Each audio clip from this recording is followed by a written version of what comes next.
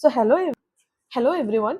So ഇന്നത്തെ ക്ലാസ്സിൽ നമ്മൾ ഡിസ്കസ് ചെയ്യാനായിട്ട് പോകുന്നത് +2 കൊമേഴ്സിനകത്ത് അക്കൗണ്ടൻസി സബ്ജക്റ്റിന് ചാപ്റ്റർ നമ്പർ 1 ആണ്. So chapter number 1 is dealing with accounting four partnership basic concept. So ഈ ചാപ്റ്റർ നമ്പർ 1-നകത്ത് പ്രധാനമായിട്ട് നമ്മൾ ഡീൽ ചെയ്യുന്നത് അക്കൗണ്ടിംഗ് പാർട്ട്ണർഷിപ്പ് അക്കൗണ്ടിംഗ് റിലേറ്റഡ് ആയിട്ടുള്ള കുറെ ബേസിക് കോൺസെപ്റ്റ്സുകൾ, അതിന്റെ മീനിങ്, ഡെഫിനേഷൻസ്, എന്തെല്ലാമാണ് അതിന്റെ ഫീച്ചേഴ്സ്, അതിനകത്ത് പറയുന്ന കുറെ ബേസിക് കോൺസെപ്റ്റുകളും അതിനകത്ത് കുറച്ച് ചെറിയ ചെറിയ പ്രോബ്ലംസ് ആയിരിക്കും നമ്മൾ ചാപ്റ്റർ 1-നകത്ത് പ്രധാനമായിട്ട് കവർ ചെയ്യുന്നത്. സോ ഇന്നത്തെ ക്ലാസ്സിൽ നമ്മൾ കവർ ചെയ്യാനായിട്ട് ഉദ്ദേശിക്കുന്നത് ആ ചാപ്റ്റർ 1-നകത്ത് വരുന്ന കുറച്ച് ഇൻട്രൊഡക്ടറി കോൺസെപ്റ്റുകൾ അതിനകത്ത് മെൻഷൻ ചെയ്തിട്ടുണ്ട്. സോ ആ ഇൻട്രൊഡക്ടറി കോൺസെപ്റ്റ്സ് എല്ലാം നമ്മൾ ഇന്നത്തെ ക്ലാസ്സിൽ കവർ ചെയ്യുന്നുണ്ട്. സോ ഫസ്റ്റ് തന്നെ നമുക്ക് പാർട്ട്ണർഷിപ്പിന്റെ മീനിങ് ആൻഡ് ഡെഫിനിഷൻ ടെക്സ്റ്റ് ബുക്കിനകത്ത് കൊടുത്തിരിക്കുന്നത് എന്താണെന്ന് നോക്കാം. സോ പാർട്ട്ണർഷിപ്പ് എന്ന് പറയുന്നത് അതൊരു വോളണ്ടറി അസോസിയേഷൻ ആണ് of 2 or more person who join hands on the basis of an agreement to pool their resources and run a lawful business with the aim of earning and sharing profit. Okay, എന്താണ് പറഞ്ഞിട്ടുള്ളത്? ഇതൊരു voluntary association ആണ്. എന്തുകൊണ്ടാണ് പാർട്ട്ണർഷിപ്പിന് ഒരു voluntary association എന്ന് പറയുന്നത്? ഇപ്പൊ നിങ്ങളോ അല്ലെങ്കിൽ നിങ്ങളുടെ ഒരു സുഹൃത്തും ചേർന്നിട്ട് നിങ്ങൾക്കൊരു റെസ്റ്റോറന്റ് സ്റ്റാർട്ട് ചെയ്യണമെന്ന് വിചാരിക്കുന്നു. സോ ഇവിടെ നിങ്ങളെ രണ്ടുപേരും ആരെങ്കിലും കമ്പൽ ചെയ്യുന്നുണ്ടോ? നിയമപരമായി എന്തെങ്കിലും നിങ്ങളെ കമ്പൽ ചെയ്തിട്ടാണോ നിങ്ങൾ ബിസിനസ് ചെയ്യുന്നത്? അല്ല, നിങ്ങൾ രണ്ടാളും സ്വമേധയാ തീരുമാനിച്ച് ഓക്കെ നമുക്ക് ഇങ്ങനെ ഒരു ബിസിനസ് തുടങ്ങാം എന്നുള്ള രീതിയിലായിരിക്കും നിങ്ങൾ ആ ബിസിനസ് സ്റ്റാർട്ട് ചെയ്യുന്നത് അല്ലെ. സോ അതുകൊണ്ടാണ് അതിന് വോളണ്ടറി അസോസിയേഷൻ എന്ന് പറയുന്നത്. അവർ സ്വമേധയാണ് ആ ഒരു പാർട്ട്ണർഷിപ്പ് അല്ലെങ്കിൽ ആ ഒരു ബിസിനസ് റിലേഷൻഷിപ്പിലോട്ട് വരുന്നത്. സോ പ്രധാനമായിട്ട് ഒരു പാർട്ട്ണർഷിപ്പ് ബിസിനസ് സ്റ്റാർട്ട് ചെയ്യണമെന്നുണ്ടെങ്കിൽ അതിന്റെ മീനിങ്ങിൽ തന്നെ പറയുന്നുണ്ട് there should be at least minimum of 2 persons. എന്താണ്? മിനിമം 2 പേരെങ്കിലും ഒരു പാർട്ട്ണർഷിപ്പ് ബിസിനസ് സ്റ്റാർട്ട് ചെയ്യാനായിട്ട് വേണം. എന്തിന്റെ ബേസിസിലായിരിക്കും ആ ഒരു പാർട്ട്ണർഷിപ്പ് ബിസിനസ് ക്യാരി ഔട്ട് ചെയ്യുക? On the basis of an agreement. Okay, നമ്മൾ ഓൾറെഡി പറഞ്ഞ ഒരു എക്സാമ്പിൾ തന്നെ എടുക്കാം. നിങ്ങൾ നിങ്ങളുടെ ഒരു സുഹൃത്തും ചേർന്നിട്ട് ഒരു ബിസിനസ് സ്റ്റാർട്ട് ചെയ്യാണ്, ഒരു പാർട്ട്ണർഷിപ്പ് ബിസിനസ് സ്റ്റാർട്ട് ചെയ്യാണ്. സോ അതിനകത്ത് നിങ്ങളൊരു എഗ്രിമെന്റ് തയ്യാറാക്കും അല്ലെ. എഗ്രിമെന്റ് ഒക്കെ നിങ്ങൾ കണ്ടിട്ടുണ്ടാവും. അതിനകത്ത് കുറെ കണ്ടീഷൻസ് മെൻഷൻ ചെയ്തിട്ടുണ്ടായിരിക്കും അല്ലെ. ആ ബിസിനസ് എങ്ങനെ നടത്തണം, എത്ര റേഷ്യോയിൽ, എത്ര പ്രൊപ്പോർഷനിൽ പ്രോഫിറ്റ് ഷെയർ ചെയ്യണം, എത്ര എമൗണ്ട് നമ്മൾ ഓരോ പാർട്ട്നേഴ്സ് ഇൻവെസ്റ്റ് ചെയ്യണം, അങ്ങനെ പല പല റെസ്പോൺസിബിലിറ്റീസും ഓരോ പാർട്ട്നേഴ്സിന്റെ റൈറ്റ്സും അങ്ങനെ കുറെ കണ്ടീഷൻസ് മെൻഷൻ ചെയ്തിട്ടുണ്ടായിരിക്കും അല്ലെ. ആ ഒരു എഗ്രിമെന്റിന്റെ ബേസിസിലായിരിക്കും നമ്മൾ ആ പാർട്ട്ണർഷിപ്പ് റൺ ചെയ്യുന്നുണ്ടാവുക. ഓക്കെ, എന്നിട്ട് ഇവിടെ എന്താണ് അവരുടെ എയിം എന്ന് പറയുന്നത്? എല്ലാ ബിസിനസ്സിനും ഓരോ ഒബ്ജക്റ്റീവ് ഉണ്ട് അല്ലെ, ഒരു ഒരു ഒരു ഗോൾ ഉണ്ട്. അതുപോലെ തന്നെ പാർട്ട്ണർഷിപ്പ് ബിസിനസിന്റെയും എയിം എന്താണ്? With the aim of earning and sharing profit. Okay, profit earn ചെയ്ത പ്രോഫിറ്റ് ആ പാർട്ട്നേഴ്സിന്റെ ഇടയിൽ തന്നെ ഷെയർ ചെയ്ത് വീതിച്ചു കൊടുക്കുക എന്നുള്ളതാണ് ആ ഒരു പാർട്ട്ണർഷിപ്പ് ബിസിനസിന്റെ എയിം എന്ന് പറയുന്നത്. ഇനി നെക്സ്റ്റ് നമുക്ക് നോക്കാനുള്ളത് ഡെഫിനിഷൻ ഓഫ് പാർട്ട്ണർഷിപ്പ് ആണ്. നിങ്ങളുടെ ടെക്സ്റ്റ് ബുക്കിനകത്ത് പറഞ്ഞിട്ടുള്ള ഒരു ഡെഫിനിഷൻ തന്നെയാണ് ഞാൻ എടുത്തിട്ടുള്ളത്. So partnership is defined as the relationship between, എന്താണ്? The relationship between persons who have agreed to share. എന്ത് എഗ്രി ചെയ്തിരിക്കുന്നു? എന്ത് ഷെയർ ചെയ്യാം എന്ന് പറഞ്ഞിട്ടാണ് അവർ എഗ്രി ചെയ്തിട്ടുള്ളത്? ഒരു ബിസിനസ്സിൽ അവർ ക്യാരി ഔട്ട് ചെയ്യുന്ന ബിസിനസ്സിലെ പ്രോഫിറ്റുകൾ ഷെയർ ചെയ്യാം എന്ന് പറഞ്ഞ് എഗ്രി ചെയ്തിട്ടുള്ള ഒരു റിലേഷൻഷിപ്പ് ആയിരിക്കും. Business carried by all or any of them acting for all. അതെന്താണ് അതിന്റെ meaning? Business carried by all or any of them acting for all. അതായത് ഇപ്പൊ നിങ്ങൾ ഒരു 4 പേര് ചേർന്നിട്ടാണ് ഒരു ബിസിനസ് സ്റ്റാർട്ട് ചെയ്തിട്ടുള്ളത്. ഇതിനകത്ത് ഒരു 2 പേര് മേ ബി അവർ ആ ഒരു ബിസിനസ്സിനകത്ത് എപ്പോഴും ഇൻവോൾവ് ആവണം എന്നില്ല. മേ ബി അവർക്ക് വേറെ ബിസിനസ് ഉണ്ടാവാം, അല്ലെങ്കിൽ അവർ മേ ബി വേറെ എന്തെങ്കിലും അബ്രോഡ് സെറ്റിൽ ചെയ്ത ആൾക്കാരായിരിക്കാം, അല്ലെങ്കിൽ അവർക്ക് ജസ്റ്റ് ക്യാപിറ്റൽ ഇൻവെസ്റ്റ് ചെയ്തിട്ട് അവർ ആ ഒരു എമൗണ്ട് ഇൻവെസ്റ്റ് ചെയ്തിട്ട് പോവും. ആ ബിസിനസ്സിൽ നിന്ന് കിട്ടുന്ന പ്രോഫിറ്റ് എന്താണോ അത് മാത്രം ഷെയർ ചെയ്താൽ മതി എന്നുള്ള രീതിയിൽ നിൽക്കുന്ന കുറച്ച് പാർട്ട്നേഴ്സ് ഉണ്ടാവും. അപ്പൊ ബാക്കിയുള്ള 2 പാർട്ട്നേഴ്സ് ആയിരിക്കും എന്ത് ചെയ്യുന്നുണ്ടാവുക? ബിസിനസ് റൺ ചെയ്യുന്നുണ്ടാവുക അല്ലെ. ബട്ട് ഈ 2 പേര് ആരുടെ ഇൻട്രസ്റ്റ് കൂടെ കൺസിഡർ ചെയ്യും? മൊത്തം 4 പേരുടെ ഇൻട്രസ്റ്റ് കൂടെ കൺസിഡർ ചെയ്തിട്ടായിരിക്കും ഈ 2 പേര് ആ ബിസിനസ് റൺ ചെയ്യുന്നുണ്ടാവുക അല്ലെ. ഇവരുടെ ഇവരെ കൂടെ എന്ത് ചെയ്യുന്നുണ്ട്, മൊത്തത്തിൽ റെപ്രസെന്റ് ചെയ്യുന്നുണ്ട്. അതാണ് carried by all or any of them acting for all എന്ന് പറയുന്നത്. ഈ 4 പേരും എന്ത് ചെയ്തിട്ടുണ്ട്, ആ ഒരു പ്രോഫിറ്റ്, ബിസിനസിന്റെ പ്രോഫിറ്റ് ഇത്ര റേഷ്യോയില്, ഇത്ര പ്രപ്പോർഷനിൽ ഷെയർ ചെയ്യാം എന്ന് പറഞ്ഞ് എഗ്രി ചെയ്തിട്ടുള്ള പേഴ്സൺസ്, ഇൻഡിവിജ്വൽസ് തമ്മിലുള്ള ഒരു റിലേഷനെയാണ് എന്ന് പറയുന്നത് പാർട്ട്ണർഷിപ്പ് എന്ന് പറയുന്നത്. ഇത് എവിടെയാണ് മെൻഷൻ ചെയ്തിട്ടുള്ളത്? Section 4 of Indian partnership act 1932 ഈ ഒരു ലീഗൽ ഡെഫിനേഷൻ കൊടുത്തിട്ടുള്ളത്. ഓക്കെ, ഇനി നെക്സ്റ്റ് നമുക്ക് നോക്കാനുള്ളത് ജനറൽ ഫീച്ചേഴ്സ് ഓഫ് പാർട്ട്ണർഷിപ്പ് ആണ്. സോ നമ്മുടെ ടെക്സ്റ്റ് ബുക്സിനകത്ത് പ്രധാനമായിട്ട് 8 ഫീച്ചേഴ്സ് ആണ്, ജനറൽ ഫീച്ചേഴ്സ് ആണ് നമ്മളുടെ ഈ NCERT ടെക്സ്റ്റ് ബുക്കിനകത്ത് കൊടുത്തിട്ടുള്ളത്. സോ അത് നമുക്ക് 1 by 1 ആയിട്ട് നോക്കാം. സോ ഫസ്റ്റ് വൺ പറയുന്നത് എന്താന്ന് വെച്ചാൽ നമ്പർ ഓഫ് പേഴ്സൺസ് എന്നാണ് പറയുന്നത്. ഞാൻ ഓൾറെഡി നമ്മൾ ആ ഒരു മീനിങ് പറഞ്ഞപ്പോൾ തന്നെ പറഞ്ഞു, ഒരു പാർട്ട്ണർഷിപ്പ് സ്റ്റാർട്ട് ചെയ്യണമെന്നുണ്ടെങ്കിൽ എത്ര പേര് മിനിമം വേണം? അറ്റ്ലീസ്റ്റ് അവിടെ 2 ആളുകളെങ്കിലും വേണം. ഓക്കെ, മിനിമം 2 പേരെങ്കിലും എന്ത് വേണം? ഒരു ബിസിനസ്, ഒരു പാർട്ട്ണർഷിപ്പ് ബിസിനസ് സ്റ്റാർട്ട് ചെയ്യാനായിട്ട് വേണം. എന്നാലല്ലേ നമുക്കതൊരു പാർട്ട്ണർഷിപ്പ് ബിസിനസ് എന്ന് പറയാനായിട്ട് പറ്റുള്ളൂ. ഇനി ഇന്ത്യൻ കമ്പനീസ് ആക്ട് 2013 പ്രകാരം maximum number of persons can be admitted as partners എന്ന് പറയുന്നത് 50 പേരാണ്. മിനിമം 2 പേര് വേണം. ഇനി ഇന്ത്യൻ കമ്പനീസ് ആക്ട് പ്രകാരമാണ് നിങ്ങൾ ആ പാർട്ട്ണർഷിപ്പ് ക്യാരി ഔട്ട് ചെയ്യുന്നതെങ്കിൽ അതിൽ മാക്സിമം നമ്പർ ഓഫ് പാർട്ട്നേഴ്സ് എന്ന് പറയുന്നത് 50 ആണ്. ഓക്കെ, ഇനി നെക്സ്റ്റ് ഫീച്ചർ എന്താണ് പറയുന്നത്? Agreement or deed. Agreement or deed ആണ്. സോ ഒരു പാർട്ട്ണർഷിപ്പ് എന്ന് പറയുന്നത് ഒരു എഗ്രിമെന്റിന്റെ പുറത്ത് ഒരു 2ഓ അതിൽ കൂടുതലോ ആളുകൾ ചേർന്ന് എഴുതി ഉണ്ടാക്കിയിട്ടുള്ള, അല്ലെങ്കിൽ ഓറൽ ആയിട്ടും, ഓക്കെ, റിട്ടേൺ ഓർ ഓറൽ ആവാം എഗ്രിമെന്റ് എന്ന് പറയുന്നത്, അതിന്റെ ഭാഗമായിട്ടായിരിക്കും ആ ഒരു പാർട്ട്ണർഷിപ്പ് ബിസിനസ് മുന്നോട്ട് കൊണ്ടുപോകുന്നത്. ഓക്കെ, ഇപ്പം നമ്മൾ ഓറൽ ആയിട്ട് പറയുകയാണെന്നുണ്ടെങ്കിൽ നിങ്ങൾ നിങ്ങളുടെ സുഹൃത്തും കൂടെ ഒരു ബിസിനസ് സ്റ്റാർട്ട് ചെയ്തു, നിങ്ങളൊരു 1 lakh, നിങ്ങളുടെ സുഹൃത്ത് ഒരു 1 lakh, അതുപോലെ 1:1 റേഷ്യോയിലായിരിക്കും നിങ്ങൾ പ്രോഫിറ്റ് ഷെയർ ചെയ്യാന്ന് പറഞ്ഞിട്ട് എഗ്രി ചെയ്തിട്ടുണ്ടാവുക. ഇത് ഓറൽ ആയിരിക്കും. ഇനി റിട്ടേൺ എങ്ങനെയാണ്? ഒരു റിട്ടേൺ ഡോക്യുമെന്റിനകത്ത് ഒരു റിട്ടേൺ എഗ്രിമെന്റ് പ്രിപ്പയർ ചെയ്ത് അതിന് ലീഗൽ വാലിഡിറ്റി ഒക്കെ ഉണ്ടാവും അല്ലെ. ഒരു റിട്ടേൺ എഗ്രിമെന്റ് പ്രിപ്പയർ ചെയ്തിട്ട് അതിന്റെ ബേസിസിൽ ബിസിനസ് എന്ത് ചെയ്യും? റൺ ചെയ്യും. ഓക്കെ, സോ പാർട്ട്ണർഷിപ്പിനകത്ത് പ്രധാനമായിട്ട് വരുന്ന ഒരു സാധനമാണ് എഗ്രിമെന്റ് എന്ന് പറയുന്നത്. It can be oral or return എന്ന് പറയുന്നത്. പക്ഷെ യൂഷ്വലി നമ്മൾ ഓറൽ എഗ്രിമെന്റ് ഉണ്ടെങ്കിലും സാധാരണയായിട്ട് പൊതുവെ എല്ലാവരും ചെയ്യുന്നത് റിട്ടേൺ എഗ്രിമെന്റ് ആണ്. കാരണം പൊതുവെ പാർട്ട്ണർഷിപ്പ് ബിസിനസ്സിനകത്ത് പിന്നീട് പ്രശ്നങ്ങൾ ഇല്ലാതിരിക്കാൻ വേണ്ടിയിട്ട് അവർ നേരത്തെ കൂട്ടി എന്ത് ചെയ്യും? ഒരു റിട്ടേൺ എഗ്രിമെന്റ് ആയിരിക്കും പൊതുവെ തയ്യാറാക്കി വെക്കുന്നത് ആ ഒരു ബിസിനസ് റൺ ചെയ്യാൻ വേണ്ടിയിട്ട്. Okay, minors and lunatics cannot be partners. Minors എന്ന് പറയുന്നത് എന്താണ്? ഇന്ത്യൻ കമ്പനീസ് ആക്ടിനകത്ത് അവിടെ പറയുന്നുണ്ട് ഒരു പാർട്ട്നേഴ്സ് ആയിട്ട് നമുക്ക് അഡ്മിറ്റ് ചെയ്യാൻ പറ്റുന്ന എലിജിബിലിറ്റി ക്രൈറ്റീരിയാസ് പറയുന്നുണ്ട്. സോ അതിനകത്ത് മൈനറെ നമുക്ക് ഒരിക്കലും ഒരു പാർട്ട്ണർ ആയിട്ട് നിങ്ങളുടെ ബിസിനസ്സിനകത്ത് നമുക്ക് അഡ്മിറ്റ് ചെയ്യാനായിട്ട് പറ്റത്തില്ല. മൈനർ എന്നുകൊണ്ട് ഉദ്ദേശിക്കുന്നത് the person who are under the age of 18, അല്ലെ, 18 വയസ്സിന് താഴെയുള്ള ഒരാളാണ് മൈനർ എന്ന് പറയുന്നത്. സോ മൈനറെ നമുക്ക് ഒരു ബിസിനസ്സിലെ പാർട്ട്ണർ ആയിട്ട് അഡ്മിറ്റ് ചെയ്യാനായിട്ട് പറ്റില്ല.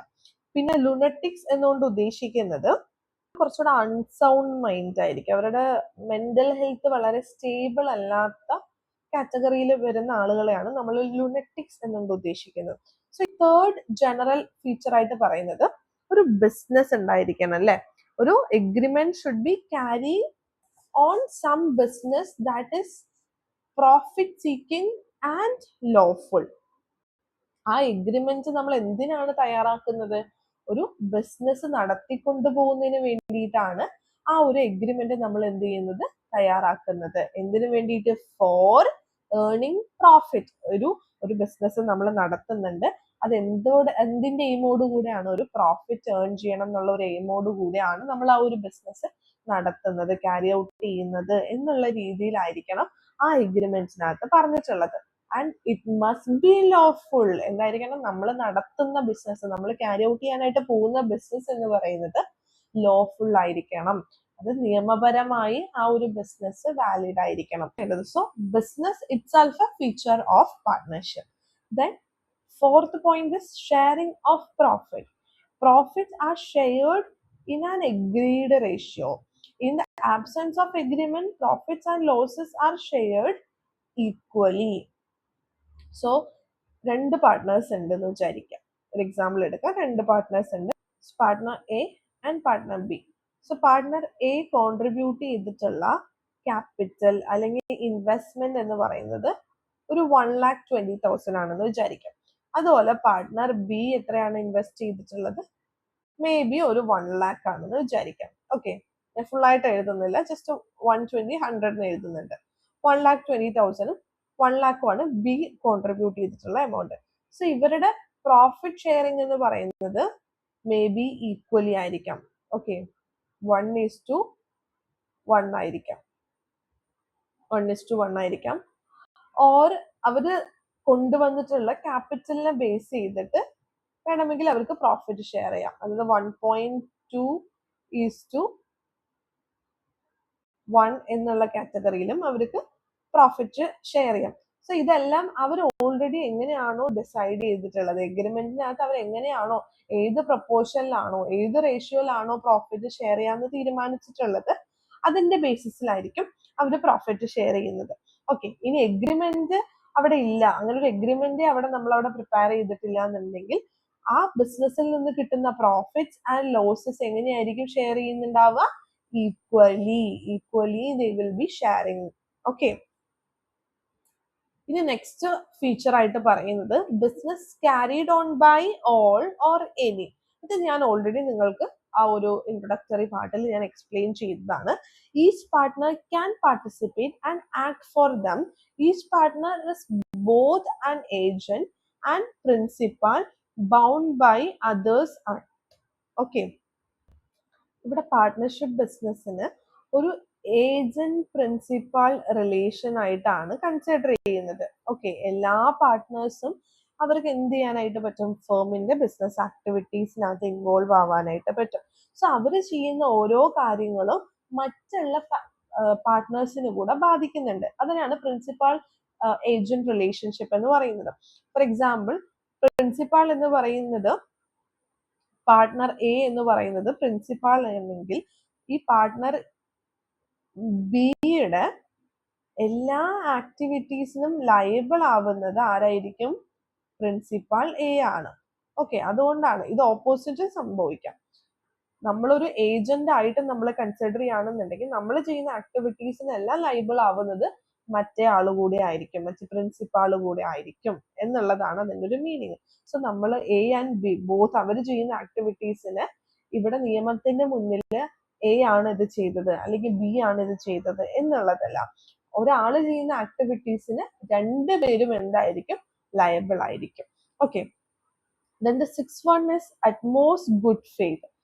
സോ അറ്റ്മോസ്റ്റ് ഗുഡ് ഫെയ്ത്ത് എന്ന് പറയുന്നത് അതൊരു പ്രിൻസിപ്പിൾ ആണ്. ഈ ഒരു പാർട്ട്ണർഷിപ്പ് ബിസിനസ്സിനകത്ത് നമ്മൾ എപ്പോഴും മുന്നോട്ട് അല്ലെങ്കിൽ നമ്മൾ പിടിച്ചു നിൽക്കുന്ന ഒരു പ്രിൻസിപ്പിൾ ആണ് അറ്റ്മോസ്റ്റ് ഗുഡ് ഫെയ്ത്ത് എന്ന് പറയുന്നത്. So good faith is the essence of partnership. Each partner must be just and faithful to one another. നമ്മൾ ഓൾറെഡി പറഞ്ഞ പോലെ നമ്മളുടെ ഓരോ ആക്ഷൻസും മറ്റൊരു പാർട്ട്ണറിനെ കൂടെ അവിടെ ബാധിക്കുന്നുണ്ട്. സോ നമ്മൾ അവിടെ ചെയ്യുന്ന ഓരോ കാര്യങ്ങളും നല്ല ഇന്റൻഷനോടുകൂടി, ആ ബിസിനസ്സിനകത്ത് നമ്മൾ ചെയ്യുന്ന ഓരോ ആക്ടിവിറ്റീസും ആക്ഷനും നല്ല ഇന്റൻഷനോടുകൂടി മാത്രമായിരിക്കണം ചെയ്യേണ്ടത്. Otherwise it will adversely affect the other partners. അതാണ് അറ്റ്മോസ്റ്റ് ഗുഡ് ഫെയ്ത്ത് കൊണ്ട് ഉദ്ദേശിക്കുന്നത്. ദെൻ അൺലിമിറ്റഡ് ലയബിലിറ്റി ആണ്. പാർട്ട്ണർഷിപ്പിന്റെ കേസസിൽ അൺലിമിറ്റഡ് ലയബിലിറ്റി ഒരു ജനറൽ ഫീച്ചർ ആണ്.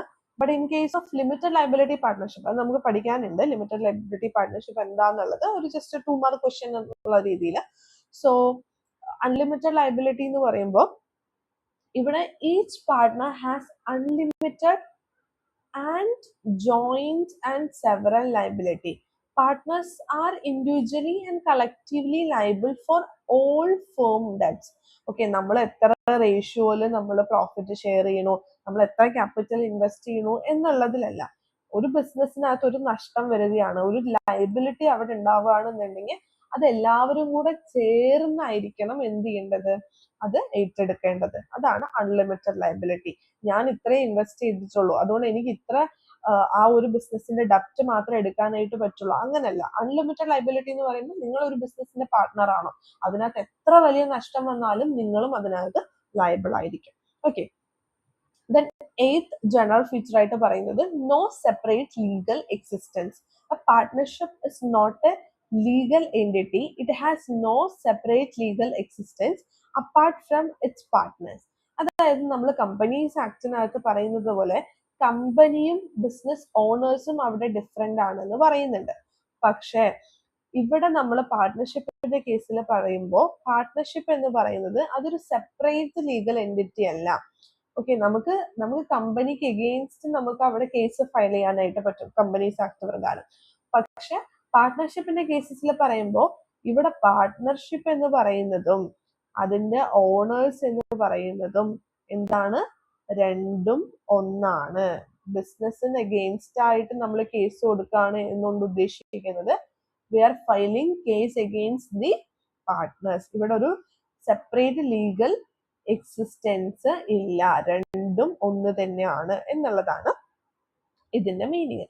സോ ഇത്രയാണ് ജനറൽ ഫീച്ചേഴ്സ് ഓഫ് പാർട്ട്ണർഷിപ്പ് ആയിട്ട് വരുന്നത്. ഇനി നെക്സ്റ്റ് നമുക്ക് നോക്കാനുള്ളത് എന്താണ് limited liability partnership. Okay, limited liability partnership is an incorporated partnership formed and registered under the Limited Liability Partnership Act 2008. So 2008 Limited Liability Partnership പ്രകാരം ഒരു business form ചെയ്യുകയും register ചെയ്യുകയും ചെയ്യുകയാണെങ്കിൽ അതിനെ നമുക്ക് ലിമിറ്റഡ് ലയബിലിറ്റി പാർട്ട്ണർഷിപ്പ് എന്ന് പറയാനായിട്ട് പറ്റും. ഇവിടെയും കുറച്ച് ഫീച്ചേഴ്സ് പറയുന്നുണ്ട്. Limited liability, first one is what, limited liability. The liability of members is limited. എത്രയാണോ അവർ കോൺട്രിബ്യൂട്ട് ചെയ്യുന്നത് ആ ഒരു ബിസിനസ്സിലോട്ട്, അതിന്റെ ബേസിസിലായിരിക്കും അവരുടെ ലയബിലിറ്റി എന്ന് പറയുന്നത്. സോ മെമ്പേഴ്സിന്റെ ലയബിലിറ്റി എന്ന് പറയുന്നത് ലിമിറ്റഡ് ആയിരിക്കും. അതാണ് ഏറ്റവും പ്രധാനപ്പെട്ട features of limited liability partnership. Okay, LLP. Then separate legal entity. LLP എന്ന് പറയുന്നത്, ഇവിടുത്തെ പാർട്ട്ണർഷിപ്പ് എന്ന് പറയുന്നത് ഓണേഴ്സിൽ നിന്നും ഒരു സെപ്പറേറ്റ് ലീഗൽ എക്സിസ്റ്റൻസ് ഉണ്ട്. ബിസിനസ് വേറെ, പാർട്ട്നേഴ്സ് വേറെ, അതാണ് അതിന്റെ ഒരു meaning. Then minimum partners, at least എത്ര പാർട്ട്നേഴ്സ് ഉണ്ടായിരിക്കണം, 2 പാർട്ട്നേഴ്സ് ഉണ്ടാവണം LLP സ്റ്റാർട്ട് ചെയ്യാനായിട്ട്. Then at least 2 individuals as designated partners and at least one must be resident in India. Okay, നമ്മൾ LLP ആക്ട് 2008 പ്രകാരമാണ് ഒരു LLP ബിസിനസ് സ്റ്റാർട്ട് ചെയ്യുന്ന, ഒരു partnership business start ചെയ്യുന്നെങ്കിൽ 2 പാർട്ട്നേഴ്സ് ഉണ്ടായിരിക്കണം മിനിമം. ആ 2 പാർട്ട്നേഴ്സിൽ ഒരാൾ എന്തായിരിക്കണം, അറ്റ്ലീസ്റ്റ് ഇന്ത്യൻ റെസിഡന്റ് ആയിരിക്കണം. ഓക്കെ, ദെൻ പെർപെച്വൽ സസഷൻ ആണ്. LLP has a perpetual succession. It continues even if the partner change. അതായത് ഒരു പാർട്ട്ണർ മാറി, ഇപ്പൊ നമ്മൾ മിനിമം ഒരു 3 പാർട്ട്നേഴ്സ് ഉണ്ടെന്ന് വിചാരിക്കുക. അതിലൊരു പാർട്ട്ണർ ഓക്കെ എനിക്ക് ഈ ബിസിനസ് ക്യാരി ഔട്ട് ചെയ്യാൻ താല്പര്യമില്ല, സി എന്ന് പറയുന്ന പാർട്ട്ണർ നമ്മുടെ പാർട്ട്ണർഷിപ്പ് ബിസിനസ്സിൽ നിന്ന് പോവാണെന്നുണ്ടെങ്കിൽ സ്റ്റിൽ എ ആൻഡ് ബിക്ക് എന്ത് ചെയ്യാനായിട്ട് പറ്റും, ആ ഒരു ബിസിനസ് കണ്ടിന്യൂ ചെയ്യാനായിട്ട് പറ്റും. അതാണ് പെർപെച്വൽ സസഷൻ. പാർട്ട്നേഴ്സ് മാറിയാലും business will go further. Then government oversight. Okay, central government can investigate its affairs by appointing a competent inspector. നമ്മൾ LLP ആക്ട് പ്രകാരം ഇത് നമ്മൾ ഫോം ചെയ്യുന്നതുകൊണ്ട് തന്നെ ഇതിന് കുറച്ചുകൂടെ ലീഗൽ വാലിഡിറ്റി ഉണ്ട്. നമുക്ക് ഇൻവെസ്റ്റിഗേഷൻ എല്ലാം ഒരു സെൻട്രൽ ഗവൺമെന്റിന് വേണമെങ്കിൽ ഒരു ഇൻവെസ്റ്റിഗേഷൻ എല്ലാം നടത്താനായിട്ട് പറ്റും. സോ ഇനി പ്രധാനമായിട്ട് നമുക്ക് പഠിക്കാനുള്ള ഒരു ടോപ്പിക്കാണ് partnership deed or articles of partnership എന്ന് പറയും. So it is a document which contains the terms of partnership as agreed to by the partners is called partnership deed or articles of partnership.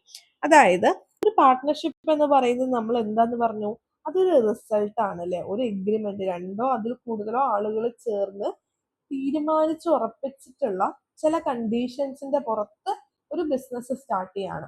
ആ തീരുമാനിച്ചിട്ടുള്ള conditions നമ്മൾ ഒരു agreement ഫോമിൽ, ഒരു document ഫോമിൽ നമ്മൾ അതിനെ എഴുതുന്നു. സോ അതാണ് ഒരു എഗ്രിമെന്റ്. ഈ എഗ്രിമെന്റിന്റെ ബേസിസിലാണ് അവിടെ ഒരു പാർട്ട്ണർഷിപ്പ് ബിസിനസ് തന്നെ ഉണ്ടാവുന്നത് അല്ലെ. സോ ഈ എഗ്രിമെന്റ് എന്ന് പറയുന്നത് നമ്മൾ ഓൾറെഡി പറഞ്ഞു, it can be oral or it can be return. So when it is written it becomes the partnership deed. നമ്മൾ പറഞ്ഞ ആ എഗ്രിമെന്റ് നമ്മളൊരു റിട്ടേൺ ഫോമിലാണ് എന്നുള്ളതെങ്കിൽ അതിനെ നമ്മൾ പാർട്ട്ണർഷിപ്പ് ഡീഡ് എന്ന് പറയുന്നു. ഇറ്റ് കണ്ടെയ്ൻസ്, എന്താണ് ആ ഒരു പാർട്ട്ണർഷിപ്പ് ഡീഡ് അല്ലെങ്കിൽ എഗ്രിമെന്റിനകത്ത് ഉള്ളത്? Rules and regulations governing the firm. ആ ബിസിനസ് എങ്ങനെ ക്യാരി ഔട്ട് ചെയ്യണം, അതിനകത്ത് എന്തെല്ലാം നിയമങ്ങൾ, എന്തെല്ലാം റെഗുലേഷൻസ് അതിനകത്ത് നമ്മൾ ആ ഒരു ബിസിനസ്, ആ ഒരു ആക്ടിവിറ്റീസ് ക്യാരി ഔട്ട് ചെയ്യണം എന്ന് പറയുന്ന കുറെ കാര്യങ്ങളായിരിക്കും ഈ ഒരു പാർട്ട്ണർഷിപ്പ് ഡീഡിനകത്ത് ഉണ്ടാവുക. So law does not insist on written agreement but it is always advisable. എന്താണ് പറയുന്നത്? നിയമം അവിടെ പറയുന്നില്ല, നമ്മളുടെ നാട്ടിൽ നിയമം പറയുന്നില്ല ഒരു പാർട്ട്ണർഷിപ്പ് ബിസിനസ് സ്റ്റാർട്ട് ചെയ്യണമെങ്കിൽ റിട്ടേൺ എഗ്രിമെന്റ് വേണം എന്നുള്ളത് നിയമത്തിലില്ല. പക്ഷെ ഇറ്റ് ഈസ് ഓൾവേസ് അഡ്വൈസബിൾ എന്നാണ്. അതായത് പിന്നീട് ഫ്യൂച്ചറിൽ പാർട്ട്നേഴ്സ് തമ്മിൽ ഒരു പ്രശ്നങ്ങളും ഇല്ലാതിരിക്കാൻ വേണ്ടിയിട്ട് അവിടെ ഒരു റിട്ടേൺ എഗ്രിമെന്റ് എപ്പോഴും ഉള്ളത് നല്ലതാണ്, അഡ്വൈസബിൾ ആണ് എന്നാണ് പാർട്ട്ണർഷിപ്പ് ഡീഡിനെ പറ്റിയിട്ട് പറയുന്നത്. So let's see what are the purposes of this agreement deed. First one is to have a peaceful atmosphere for running the business smoothly. ആ ബിസിനസ് സ്മൂത്ത് ആയിട്ട് റൺ ചെയ്യാൻ വേണ്ടിയിട്ട് ഒരു സമാധാനപരമായിട്ടുള്ള ഒരു അറ്റ്മോസ്ഫിയർ നമുക്ക് അവിടെ വേണമല്ലേ, പ്രശ്നങ്ങളൊന്നും ഇല്ലാതെ. എങ്ങനെയായിരിക്കണം അത് കൊണ്ടുപോകേണ്ടത്, എന്തെല്ലാം ആക്ടിവിറ്റീസിനകത്താണ് നമ്മൾ ഫോക്കസ് ചെയ്യേണ്ടത്. അപ്പൊ ഇത്തരത്തിലുള്ള ഒരു അൺസർട്ടനിറ്റീസ് അവിടെ ഇല്ലാതിരിക്കാൻ വേണ്ടിയിട്ടാണ് ഒന്നാമത്തെ റീസൺ ആയിട്ട്, ഒന്നാമത്തെ ഒരു പേർപ്പസ് ആയിട്ട് നമ്മൾ പാർട്ട്ണർഷിപ്പ് ഡീഡിനെ കൺസിഡർ ചെയ്യുന്നത്. രണ്ടാമത്തെ കേസ് പറയുന്നത് to avoid disputes in future. അത് പാർട്ട്നേഴ്സ് പരമായിട്ടായിരിക്കാം, അല്ലെങ്കിൽ ഔട്ട്സൈഡ് പാർട്ടീസുമായിട്ട് എന്തെങ്കിലും പ്രശ്നങ്ങൾ ഇല്ലാതിരിക്കാനും ഒക്കെ നമുക്ക് ഈ ഒരു എഗ്രിമെന്റ് നമുക്ക് ഹെൽപ്ഫുൾ ആയിരിക്കും. കാരണം ഫ്യൂച്ചറിൽ മേ ബി പാർട്ട്നേഴ്സ് തമ്മിൽ പ്രോഫിറ്റ് ഷെയറിങ്ങിന്റെ ബേസിസിൽ ഇഷ്യൂസ് ഉണ്ടാവാം അല്ലെ. കൂടുതൽ പ്രോഫിറ്റ് വരുന്ന സമയത്ത് മേ ബി കൂടുതൽ ഇൻവെസ്റ്റ് ചെയ്ത ആള് കൂടുതൽ പ്രോഫിറ്റ് വേണം എന്ന് പറയാം, അല്ലെങ്കിൽ ഈക്വലി ഷെയർ ചെയ്യണം എന്ന് പറഞ്ഞിട്ട് ബാക്കിയുള്ള പാർട്ട്നേഴ്സ് പറയും. സോ ഇത്തരത്തിലുള്ള ഇഷ്യൂസ് ഒന്നും ഫ്യൂച്ചറിൽ ഇല്ലാതിരിക്കാൻ വേണ്ടിയിട്ട്, ഡിസ്പ്യൂട്ട്സുകൾ അവോയ്ഡ് ചെയ്യാൻ വേണ്ടിയിട്ടാണ് നമ്മൾ ഈ ഒരു പാർട്ട്ണർഷിപ്പ് എഗ്രിമെന്റ് അല്ലെങ്കിൽ ഡീഡ് നമ്മൾ പൊതുവെ പ്രിപ്പയർ ചെയ്യുന്നത്. ദെൻ തേർഡ് പോയിന്റ് ആയിട്ട് പറയുന്നത് to remind the partners of their rights, duties, responsibilities and liabilities.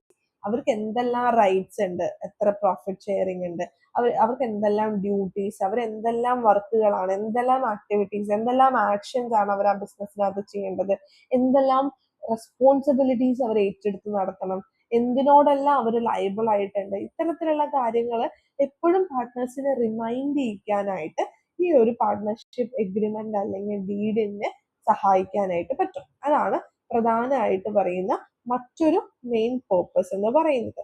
Okay, then contents of partnership deed ആണ്. The partnership deed usually contains the following 15 particulars. ഇത് ഞാൻ കൂടുതൽ ഡീറ്റെയിൽ ആയിട്ട് പറയുന്നില്ല, ഇത് നിങ്ങൾക്ക് വായിക്കുമ്പോൾ തന്നെ മനസ്സിലാവും.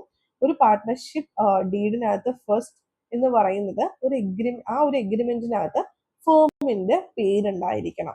ഓക്കെ, എല്ലാ പാർട്ട്നേഴ്സിന്റെയും പേരും അവരുടെ കറസ്പോണ്ടിങ് അഡ്രസ് ഉണ്ടായിരിക്കണം. ദെൻ ആ ബിസിനസിന്റെ നേച്ചർ എന്താണ്, ആ ബിസിനസ് നമ്മൾ എവിടെയാണ് നടത്തുന്നത്, പ്ലേസ് ഓഫ് ബിസിനസ് എവിടെയാണ് എന്നുള്ളത് മെൻഷൻ ചെയ്തിരിക്കണം. ദെൻ എപ്പോഴാണ് ആ ഒരു പാർട്ട്ണർഷിപ്പ് ബിസിനസ് സ്റ്റാർട്ട് ചെയ്തത്, ആ ഡേറ്റ് ഓഫ് കമൻസ്മെന്റ് നമ്മൾ മെൻഷൻ ചെയ്തിട്ടുണ്ടായിരിക്കണം. ഇനി നിർബന്ധമില്ല, ഇഫ് എനി നമ്മുടെ പാർട്ട്ണർഷിപ്പ് എത്ര കാലത്തേക്കാണ്, മേ ബി ഒരു 5 yearsന്റെ ബേസിസിലാണ് എന്ന് പറഞ്ഞിട്ടാണ് നമ്മൾ സ്റ്റാർട്ട് ചെയ്യുന്നതെങ്കിൽ അതിന്റെ ഡ്യൂറേഷൻ എന്താണ് എന്നുള്ളത് മെൻഷൻ ചെയ്തിരിക്കണം. Then capital contribution by all the partners, ഓരോ പാർട്ട്നേഴ്സും എത്ര രൂപ വെച്ചിട്ടാണ് ആ ബിസിനസ്സിലോട്ട് ഇൻവെസ്റ്റ് ചെയ്തിട്ടുള്ളത് എന്നുള്ളത് നമ്മൾ അതിനകത്ത് മെൻഷൻ ചെയ്യണം. Then the amount which can be withdrawn by each partner, ഓരോ പാർട്ട്ണർക്കും എത്ര മാക്സിമം രൂപ വരെ ബിസിനസ്സിൽ നിന്ന് വിഡ്രോ ചെയ്യാനായിട്ട് പറ്റും എന്നുള്ളത് ആ ഒരു ക്രൈറ്റീരിയ മുൻകൂട്ടി മെൻഷൻ ചെയ്തിരിക്കണം. Then rules regarding the operation of bank accounts, bank account related ആയിട്ടുള്ള റൂൾസുകൾ. ദെൻ എത്ര പ്രോഫിറ്റ്, എത്ര റേഷ്യോയിൽ, എത്ര പ്രൊപ്പോർഷനിൽ നമ്മൾ നമ്മുടെ പ്രോഫിറ്റ് ആൻഡ് ലോസസ് ഷെയർ ചെയ്യണം, that is division of profits or losses.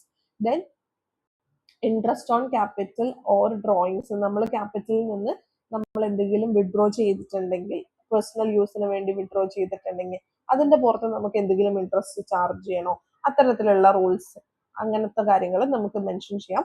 Then interest on partners loan to the firm, ഇനി എന്തെങ്കിലും ഒരു സാഹചര്യത്തിൽ ബിസിനസ്സിന് കുറച്ച് ഒരു ക്യാഷോ അല്ലെങ്കിൽ ഒരു എമൗണ്ട് ആവശ്യം വരുന്ന സമയത്ത് പാർട്ട്നേഴ്സിന് കോൺട്രിബ്യൂട്ട് ചെയ്യാം, ആ ഒരു എമൗണ്ട് ലോൺ ആയിട്ട് കോൺട്രിബ്യൂട്ട് ചെയ്യാം.